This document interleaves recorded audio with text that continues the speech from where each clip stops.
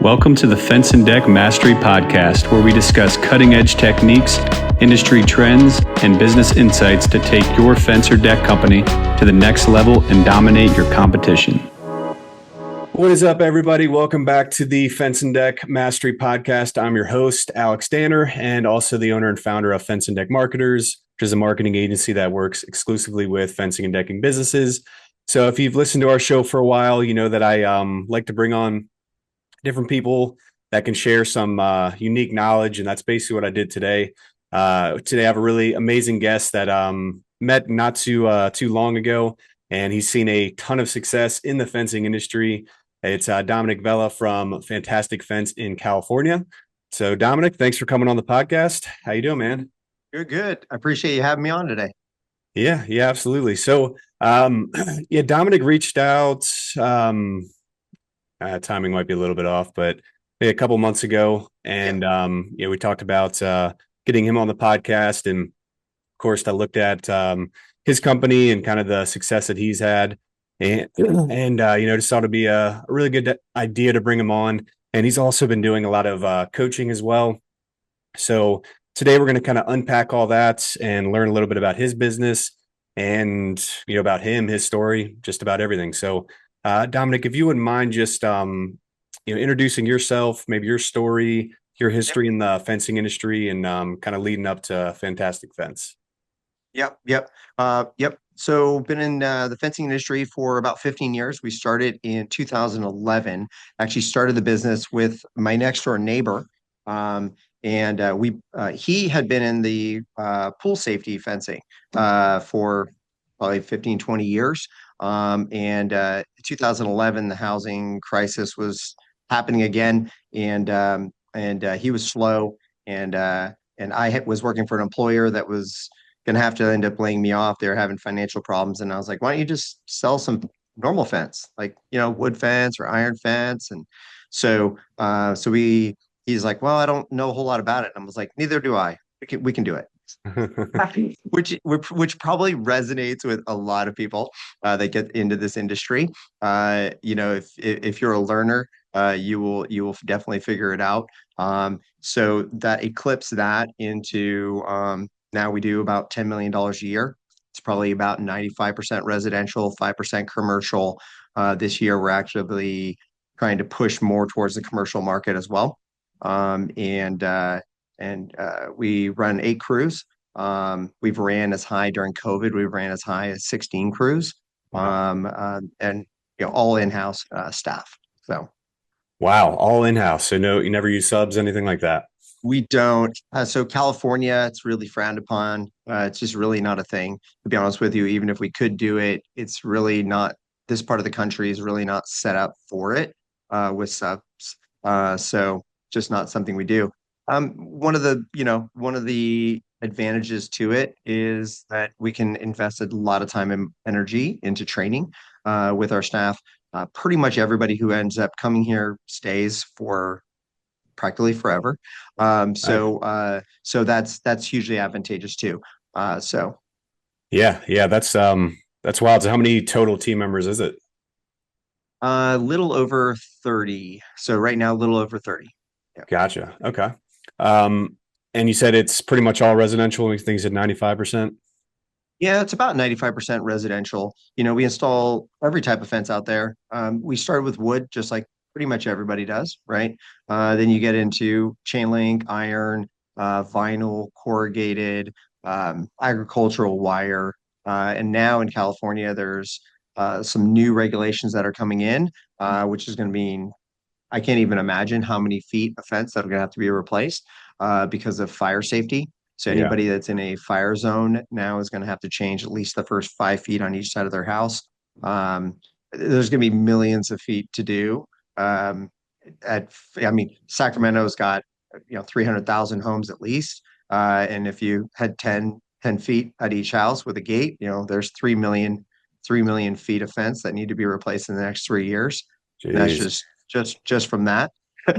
So there's some really proprietary products that are shifting to that. These Durabond is one of them. It's really super cool. We've been importing it and installing it from Australia since before COVID. So at this point, we pretty much mastered it. So Wow, that's yeah, crazy. So yeah. you said just the beginning, they only do that just to make it so it doesn't start the fire, I'm guessing, or Yeah. yeah, So they want to stop it. So there's all these fuel reduction requirements with landscaping and bark, and so that if the fire is wicking its way towards your home, ideally the fuels decrease as they get closer to the home. One of those things is a wood fence, or even they used to yeah. allow vinyl, which is in Northern California not as popular, but they used to allow vinyl, and they just in December of last year passed new legislation that said none of that either. So now it's only metal fencing. Wow, because that's flammable too, the vinyl. Is that Yeah, what because you're saying? Yeah. well, it is. I mean, it's made of petroleum. It just kind of falls at the ground. But they don't even want that. They want zero zero. Interesting. Okay. Yeah, which is actually what the regulation is called, zero zero. Okay. Yeah, I've seen that quite a bit on the decking side. I know like the whole steel framing is becoming a big thing over there too. And Yeah, yeah, the fencing I guess everything in California, they're changing everything. So yeah. um It'll work its way towards you. Don't worry. yeah. Yeah. Just may take some time. So yeah, so everyone listening, when Dominic was coming on here, he did a great job, kind of sending me some notes and things that, kind of explain what he's talked about in the past. And he's really big on giving back. So that's why, we're both excited to do this today. But as a whole, and we were talking about this in the beginning, the fencing industry tends to be behind in decking, tends to be behind some of the more, I don't know if popular industry is the right word, but HVAC, plumbing, roofing, I guess the bigger industries, things like that. So, and Dominic, you mentioned, this industry in general, fencing industry is just inconsistent. Like I guess, well, I'll just let you touch on that. Like, what do you think is inconsistent with most, fence companies or the fence industry, as a whole? Yeah, we see. So I've learned over the years. I have at least in the a lot of the fence companies and a lot of the organizations, the Facebook groups, and they are all really focused on producing a great product, which is absolutely awesome. And I think that we are continually to push the needle to produce a better product. I think a lot of times we don't really discuss the customer experience throughout the process. And that experience is just like if you go to a restaurant and you had a really great meal, but the customer service left you with lacking, right? And so, if it took 45 minutes to get seated and the waiter or waitress forgot about you, et cetera, it really impacts the entire experience. I think the other industries really have focused on that on the front end and the back end. On the front end of the customer experience to get in front of the customer and share that knowledge that you have, and on the back end to retain that customer as a repeat customer. So you're not constantly in a hunting and you can start farming instead your prior customer base. So that's really why I focus on those other industries and learning from them. In addition to doing the product. Like we had spoken before, I'm really super excited about your podcast because it does speak to the how do we get ourselves as owners and as salespeople and crews, and it all starts with a sale, right? It all starts. Nothing else happens if we don't sell a product. So how do we get ourselves in front of those customers? And so that's where I think these other industries have done a really really great job, and so we have a lot to learn from them. Yeah, So that which is great. for sure, for sure. And I'm curious, like at Fantastic Fence, like what did you do to turn one customer into multiple? Is there anything you did to, Yeah. get more referrals, things like that? Yeah. So there's products out there. Sometimes you go after a customer that owns, you maybe go out after an HOA, and you try to spend some time and invest into a homeowners association. And that homeowners association might have 35 members, it might have 700, it might have 2,000 members in it. And if you can get yourself into that HOA and you become the fence company of that HOA, right? And everybody starts seeing you, then it people start searching for your company name. They aren't searching for fence company near me, right? And so that's massive. We do refer. There's a program out there called Refer Pro. It allows you to send gifts to, instead of us just investing money into Google, investing money into generate leads that don't even know us. We use a program called Refer Pro, where our prior customers can refer their friends, or say you work for a pool company and you want to refer the fence part out, because it needs to be done after they tear out the pool or they build the pool, but you don't do that. They can refer us, and then they get a commission back on that project. So it allows us to put money for marketing back into our prior customers and our fans of our company, instead of just giving it to all the lead generators out there. So Yeah. those are a couple ideas. Do you have any like stats on the Refer Pro? I'm definitely curious about that. Like how Yeah, many the people they get? first campaign we ran sending it out, I think it generated around 350 people referred somebody back. Here's the wild part to it. A lot of times it wasn't even them referring somebody else. It was them referring themselves, Yeah, right? yeah, Which was fine, because we worked out that scenario, but the important part, they actually weren't looking for, and it actually tells them, if you try to refer yourself, you don't actually get a commission on it. But the really super interesting part of it was, it made us realize, well, shoot, we should be doing a better job reaching out to these prior customers, right? yeah, Like it took that marketing piece to get them to reach out to us. So I guess the point is you probably have a lot of, if you're looking for jobs to bid, if you're looking for work to do for you and your crews, setting up an email campaign and reaching back out to your prior customers, there's probably a lot more work there than they just haven't reached out to you yet, because they're busy yeah, too. So do something to continually reach out to those. One last idea, things that we did, we created an event calendar. So how did we want to be in front of our customers, but not be constantly just sending them pictures of fence, right? They don't want to see your new fence every day or every week. So we created an event calendar. So I think I used a gentleman on Upwork. I think $600 later, we created this really cool event calendar that looks very similar to Facebook events, and then it's all the events going on in the 5 counties around us, and then we send that out via Instagram and Facebook, and it gets shared to, I don't know, 25,000 or hmm, more, 50,000 people, and it gets about 2,500 viewers per week. And it's an event calendar that I think we invest about 30 minutes to load the data every week. And then from that 30 minutes, you get thousands of views. And it just says across the top, it's, brand, it's all branded, sponsored by community event calendar, sponsored by Fantastic Fence. So a lot of times it's a longer term play where we're just trying to keep our brand and our logo in front of people's mind. yeah, yeah. If it doesn't take a whole lot of time to set up, that's really nice. No, Um, just have a VA. A VA does it for us, and yeah, super yeah, easy. yeah, it's an easy one. Yeah, and I like what you were talking about, the email campaigns too, because people a lot of times just don't know what else you might do too. Like if there's just something else they might assume. I notice that a lot with my own industry. Like people just have assumptions if they hear about my company that we may or may not do certain things. Like maybe we don't build websites. Some people don't think that because they just see marketers. They don't see like website in the name. So it's always mind blowing to me, like how little people really know about your business. And when you think about it, like, why would they? They're not, following you religiously more than likely. So if you have that email campaign, you can remind them of other things that you do as well. I don't know if you're doing gates or anything like that, but if you're doing automatic gates and they might have no Yeah, clue that you do that, they just think you're putting up fences. On the decking side, there's a million outdoor living features that they could put, fire pits or outdoor kitchens, things like that.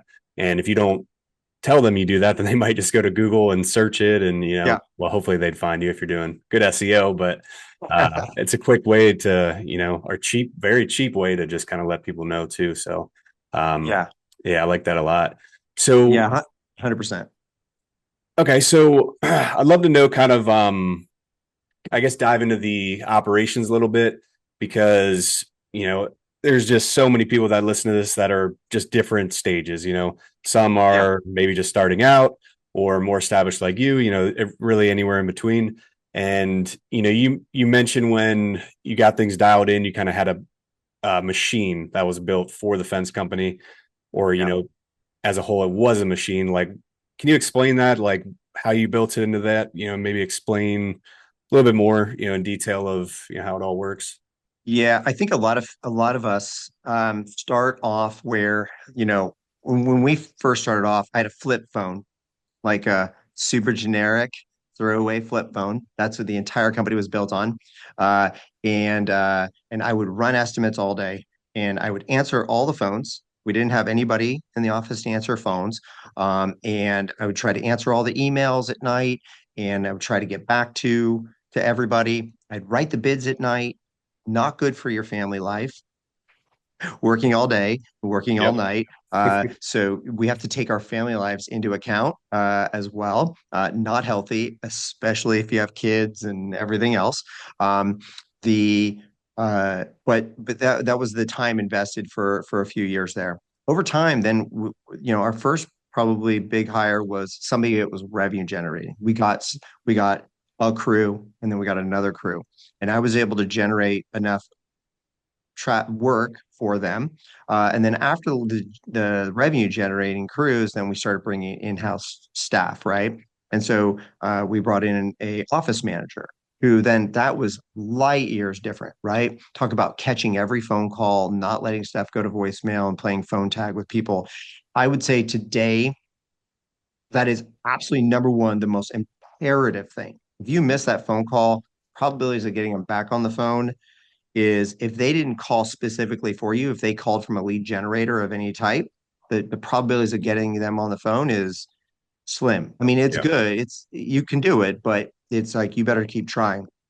I think every week I still throw away. We have 5 people that are answering the phones, basically 15 hours a day.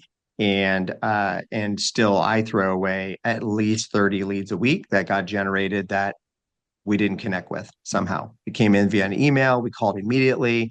So the scaling piece is we created a couple of revenue generating crews. We brought in an office staff, and we kept doing that, because you need the revenue generating crews to pay for that office staff. And now I'm in a position where I'm able to work on the business more, and I'm not running bids every day, and that is massively important. So eventually we got to a point we had a superintendent in charge. We have yard guys. We have 2 offices. We have yard guys at both yards to take care of making sure the places are tidy and load trucks, et cetera, et cetera. So it's just staggering up little by little. Revenue generating crew, you can add an office staff. Couple revenue generating crew, you can add an office staff. So what would you say? I know everybody's done this in a million different ways, but I think about this like if I could have gone back and hired one role first. We have a Yeah. team of 25 and everybody's got a department head and then operations and then we have sales. And you know, when I was growing it, I didn't, I would ask mentors and stuff like kind of what would be the best, but it's usually different in everyone's case. And also depending on what you hate doing most, you should hire that first.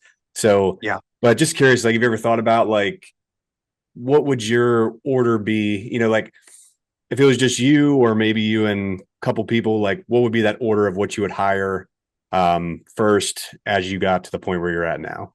Yeah, I think you said it. I think it's you hire that person that either is that job that you really, if you don't like it, it's going to show, right? You're going to avoid it. You're not going to Yeah. do it as much, etc. Or also hiring that person that really has the skill set that you don't have, right?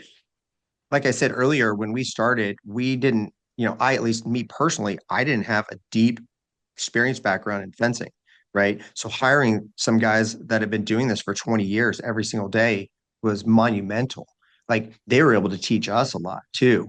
And the quality of work was phenomenal. So I think it's really speaking to what are not your strong suits, and maybe that is probably one of the very first things you want to fill in. But also keep in mind, I feel like a lot of folks, um, they just think that they need to have a giant office staff. They need to have, all of these other support people, and then they're just going to sit and look from the top, from the tower down at everybody. Um, Still get your hands dirty, right? A little bit, you know what I mean? And that might be in coaching. That might not be literally in the dirt. That might be in coaching. And that might be, this is just to free you up. It's not to make you not busy, right? It's to free you up to work in future areas and future development and where you want the company to go. And it's also to free you up so that you can address any of the fires that do happen, because they're going to happen. So, Yeah. I don't think there's a right answer per se, Yeah. but I think that gives you a little bit of, Yeah. Yeah. I like what you said, that it will show. And I feel like we don't even realize it either, which is also a scary part. Like how much you really don't like something, or connecting the dots that you're really like dropping the ball with certain things. A big thing with me anyway was like the sales. Like I didn't want to follow up a million times. I like hated that. yeah, And I hated the initial call too. Well, I didn't hate it, but if it's just like qualifying or whatever. So having someone that thrives at that is gonna come in and make it a lot easier for you. yeah. So, So I mean, years and years, it was like following up on sales.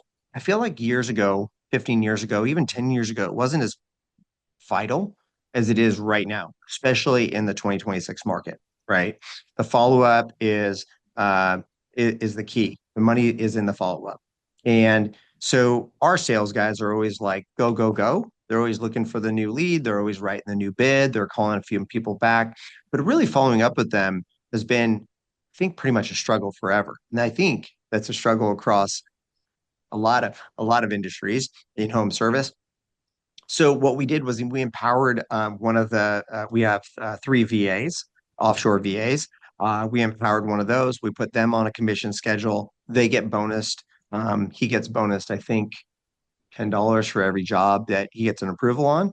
And to him, that's in his country, that's a massive deal.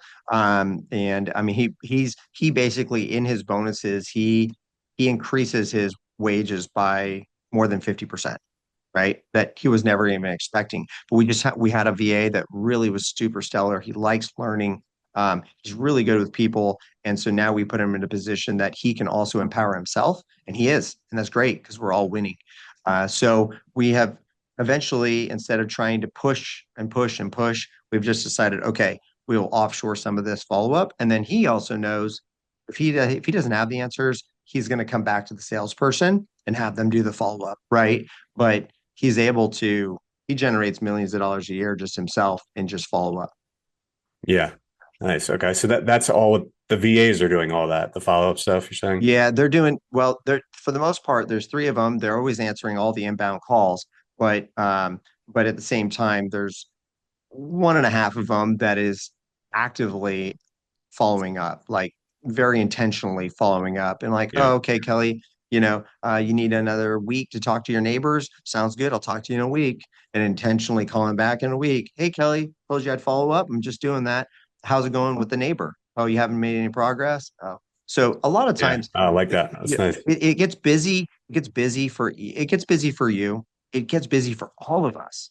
And the customer, have to remember the customers spent the time to have you out to their house. It's not like they don't want to do the job. They just need us to get them to the finish line, right? Sometimes it's a money thing.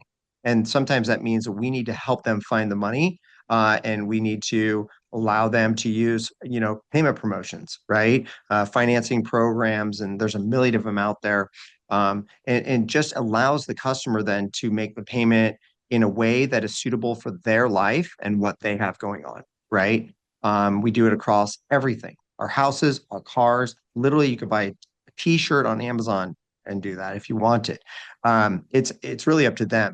And the other part of it is just keeping them on schedule. Like I think a lot of us have attention deficit disorder. I think like Oh yeah. Americans are very like all over the place, and the problem is still in their yard. Problem still needs to be solved. We just get sidetracked, Yeah. right? 100%. So just allowing that you doing the follow up, you 100% stand out because nobody else is. If Yeah. you do that, they're like, all right, this guy really wants the job and I really want it done. So, okay, two, three Yeah. times later, they're like, fine, let's do it. Yeah. Where do you find the VAs? Like, where are they overseas? Yeah, so Philippines, there are some offshore companies. That are set up that's all they do. I think there's one called, I haven't actually used them. There's one called Ninja VA. We use one called Unique Genius. But there's a bunch of them out there. And that the folks are they have been servicing and helping our companies in the United States in home service. Uh, they have a lot of experience. They might have been working for a flooring company or whatever, a roofing company, but they have the general experience. Uh, for the most part, they're humans too, right? But for the most part, really super excited, really agreeable, and hardworking. So Yeah, for sure. Yeah, I love that. And I mean, just that follow up piece, like you said, alone, is so big. And I'm actually doing a webinar on like the customer journey and like the whole thing coming up there in a couple of weeks. And that's why it's kind of bringing back some notes that I had when I was creating the presentation. But it's, yeah, if you're not following up, I think the number is like 5 to 7 times is what they say you got to yeah, do. And normally yep, people are doing like 1 or 2 maybe. So if you're not yep, doing enough follow ups, you're definitely leaving money on the table. So, you've grown to 10 million. And one of the questions or one of the notes that you mentioned was like the different bottlenecks. And you kind of said like the different roles that you hired for. But yep. you mentioned specifically was 750,000, 2 million, 5 million. Were those like when you reached like a plateau and like those are specific numbers that you hit or how it Yeah, work? yeah. I think the biggest plateaus are in the sub 1 million mark, right? They feel really, really big. It's like, man, I'm gonna add one more truck and I got this crew and I got to find the work for them. And what am I gonna do?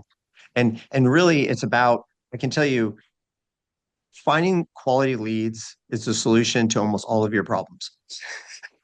Because if you have the money, you can solve all your problems.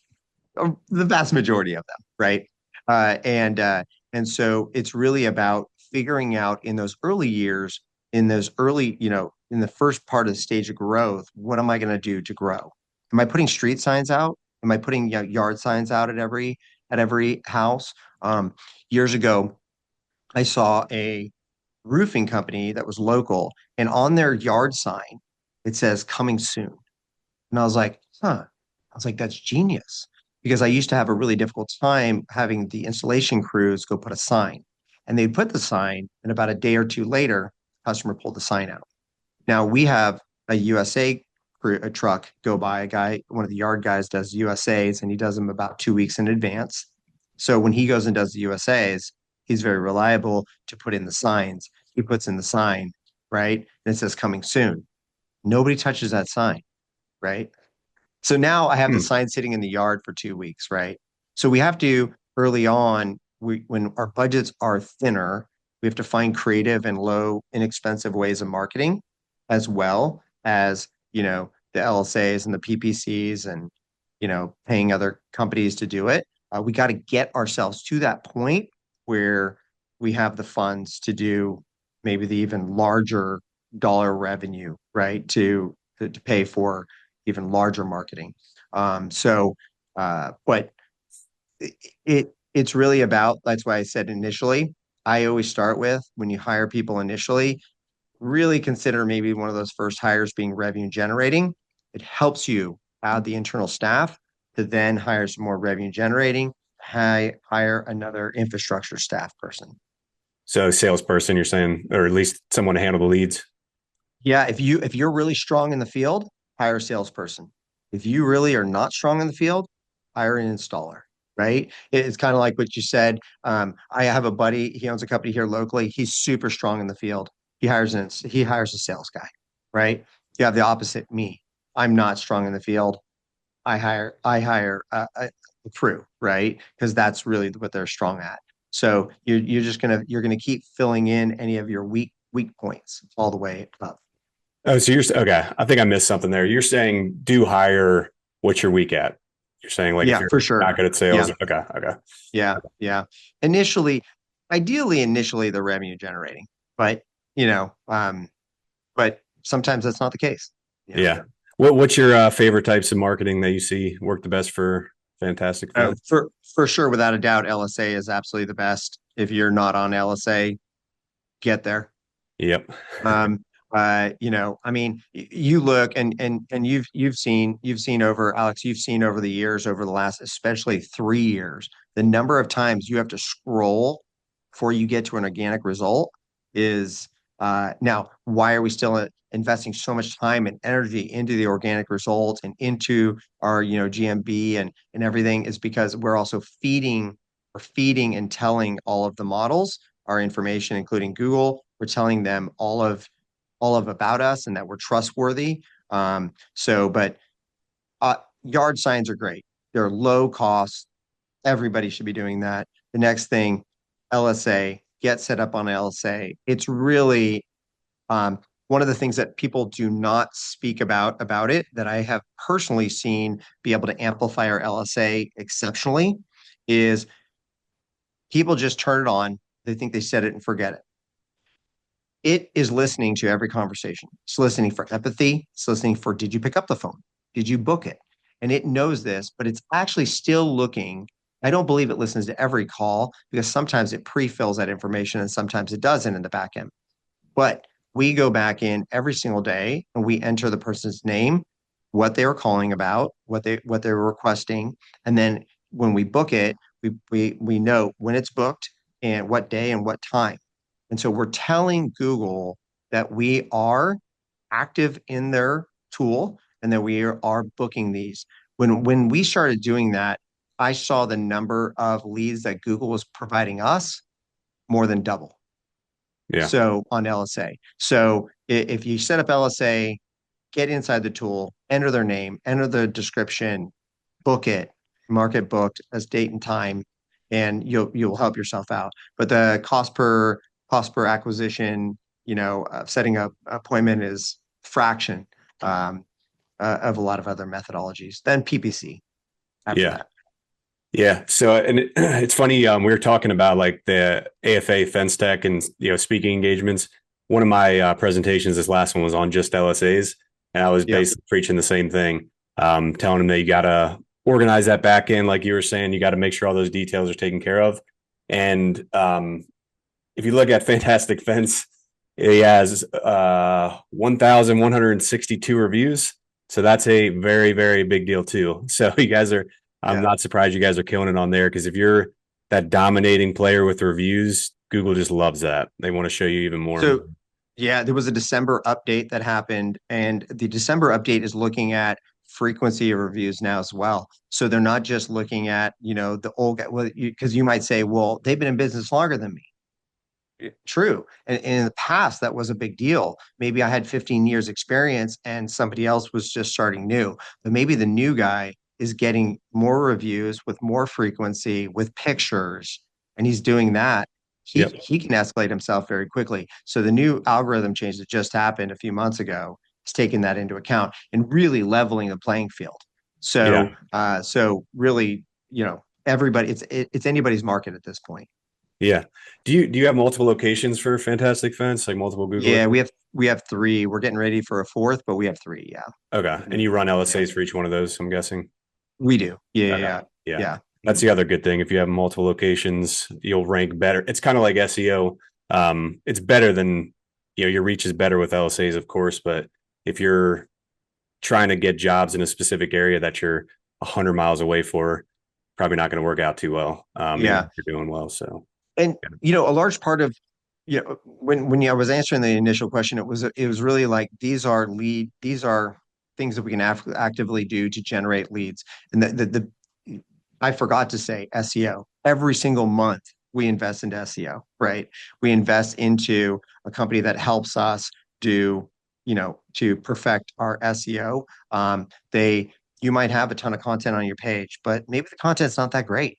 And Alex, I'm sure Google's and all of the algorithms are doing the same thing. They only have so much crawlability. So they're like, listen, if I'm going to come back and I'm going to read your pages and I'm going to index your pages, save them in my short-term knowledge to give to other people, it's got to be the best information out there, right? Otherwise, you're just feeding me a bunch of garbage that everybody else is feeding me. So really speaking with somebody like yourself, that knows what the keywords are that people are searching for, and providing good, helpful content around those keywords is massive, right? You can't do any of these. I mean, you can do them. You can do any of these other aggregator, but you're really at that point, you're only hunting. You're at no point are you farming. And Yeah. SEO is really the farming mentality. You are investing into something that you own, right? All the other methodologies I spoke about before were just like, I'm going to spend this money to try to catch that whatever going by. But really investing in your SEO is really investing into your farm. And that's something that, is massively important. And it does directly feed into all of your other hunting activities. Yeah. So, Yeah. I like that. Yeah. I mean, like you were saying, the LSAs are great because they're just a great service in general, because especially for fencing, you can just say you only want installs versus repairs and things like that. But still the majority of people will go to the organic listings and like the map pack. So you need to make sure you're taking care of all of it. And really, it sounds like what you're doing, Dominic, is the same thing we preach, like an omnipresence system. So you're not just showing up once, you're showing up at all the different areas, because people just have different, preferences for where they click on Google. They might not want to go to the LSAs or the pay-per-click. They might want the website results because that's what they're used to, or, whatever reason. So you want to make sure you show up in all and, those areas. and the omnipresence is massive. And that's even in your follow-up, right? So here's the deal. You send me a text message, I'm going to respond to it. You'll probably get answers. You send that same message to my mom, probably not going to get the same effectiveness, right? And some people are on Facebook, some people are on Instagram, and some people are even maybe on TikTok. It's like you almost have to be everywhere. So as you're generating content, as you are putting yourself out there, maybe initially you only have budget to really do one, really speak to that marketing professional and be like, okay, we're growing, right? Or we have a massive budget, right? And they will help direct you in terms of, but even that, stay actively involved with them, learn from them. Learners are leaders. If you're a leader, you need to be learning. Otherwise, you become the bottleneck in the entire organization. So, like, the most powerful thing that you could be doing is literally learning from the vendors you work with and learning from your competitors. Reach out to. If you, I was on a call maybe 2 weeks ago. It was a all a bunch of fence companies. I never hop on this call. Saw a Zoom link. I just hopped on it, and one of the guys was struggling, and he was in Tacoma, Washington, and it right across from my brain, I was like, oh, I know a big company in Tacoma. How about this company? He goes, yeah, they're the biggest. I said, well, here's the owner's name. Call him.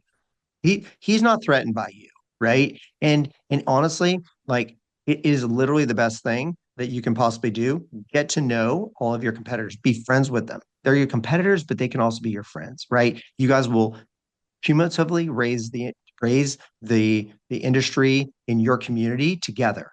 And anybody calls me, hey, I can't find supply for this, or what do you do in this scenario, or I have this, or I'm thinking about doing this. I'm an open book. I will 100% explain everything as best my experience tells, right? I might be wrong, but I'm like, my experience is this.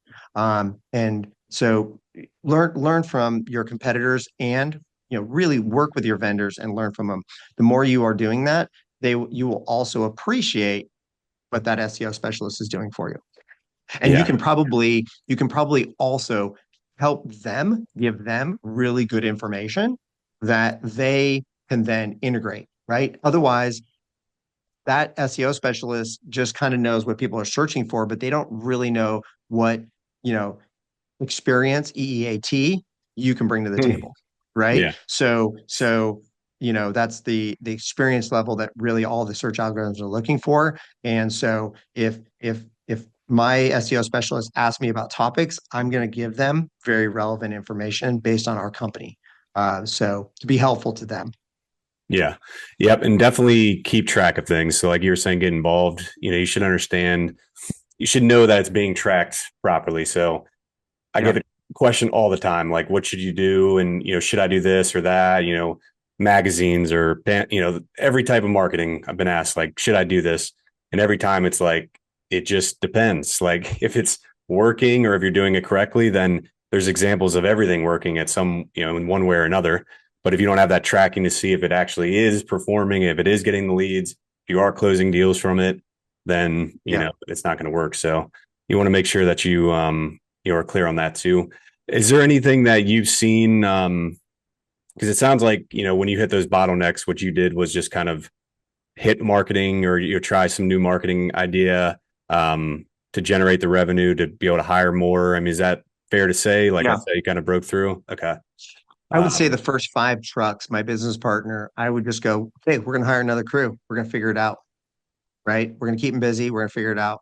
And the first 5 trucks, he was like, are you sure? Every time. And I was like, yeah. I will tell you, if you look back in your life and you put yourself, every time you put yourself in a hard position, your back was against the wall, how do you perform? If Yeah. you're a kind of person that when your back is against the wall, you just made some stuff happen, keep putting your back against the wall. You'll be boggled. A lot of times I see in this industry where people that are really good leaders and really knowledgeable of what they do, they just and you know what? It's totally fine. If your goal is to be a 1 truck company or a 2 truck or a 3 truck company, and that's your goal and you're happy and that works for you and your lifestyle, 100%. There's nothing wrong with that. But if your goal is to grow beyond that, then put your back against the wall a little bit.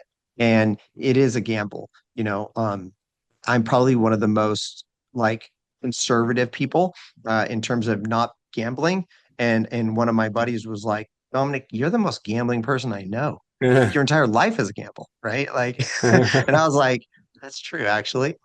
So, Yeah. so it's, put your back against the wall, and I'm sure you're going to overcome it, and you're going to grow, and you're going to fill the board for that crew, and take care of that staff just like you have in the past.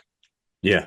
Yeah. It's funny. It's funny you said that. Like, if you can't just get going, like, first off, I don't think you could ever really cut it as a business owner to begin with, because that's usually what it is over and over again. Like, just saying, all right, whatever, screw it. Let's just go. Let's see if it works out.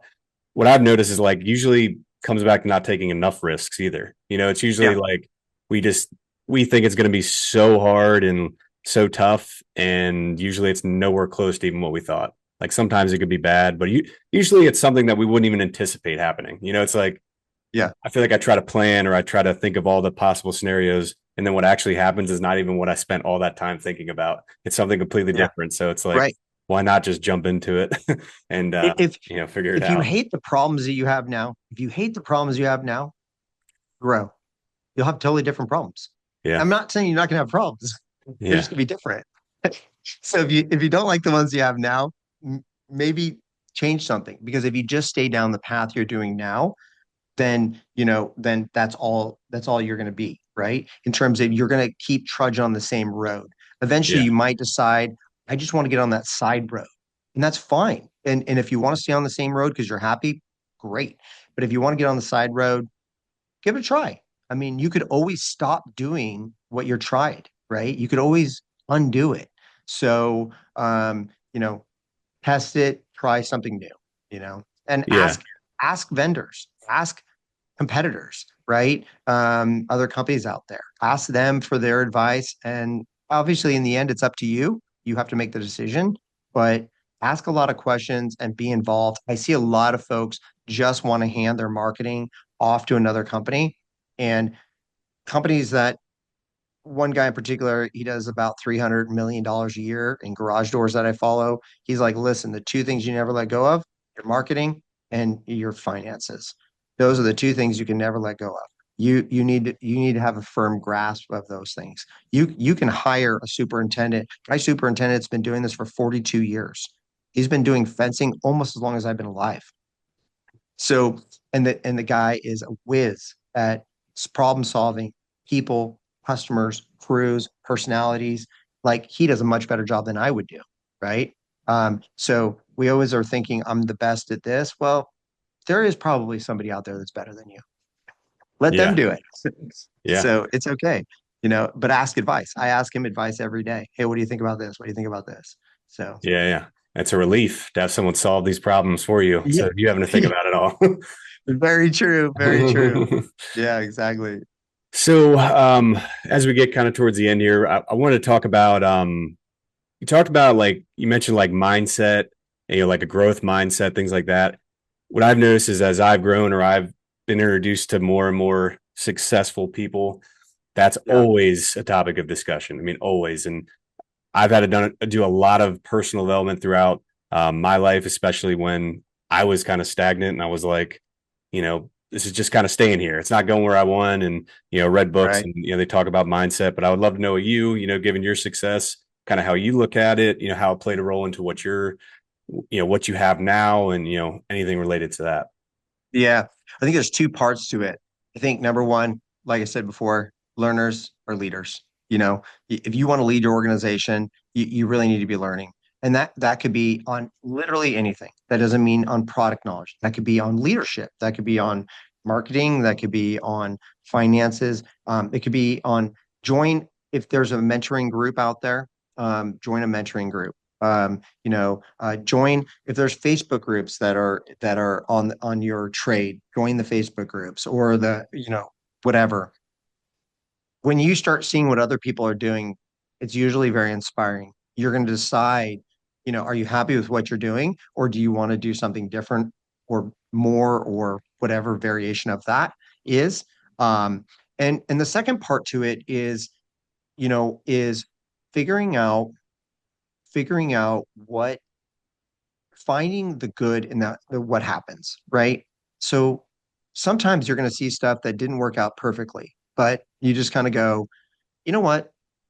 At least it didn't go this bad, Yeah. or it could have gone worse, or now we know this, right? Your companies are based on knowledge, and the most powerful knowledge is all the painful things that have happened in the past, right? The things that didn't go well, and how you learned and grew from those things. So, I have a son, he's 18, and he calls me and he goes, well, today could have gone worse.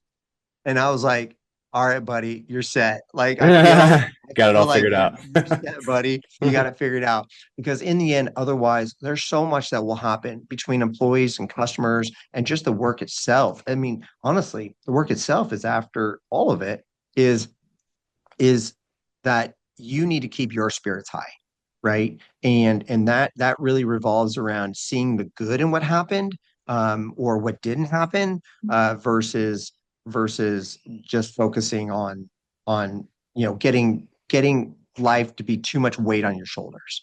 So keep those two things in mind: be a learner and see the good in it.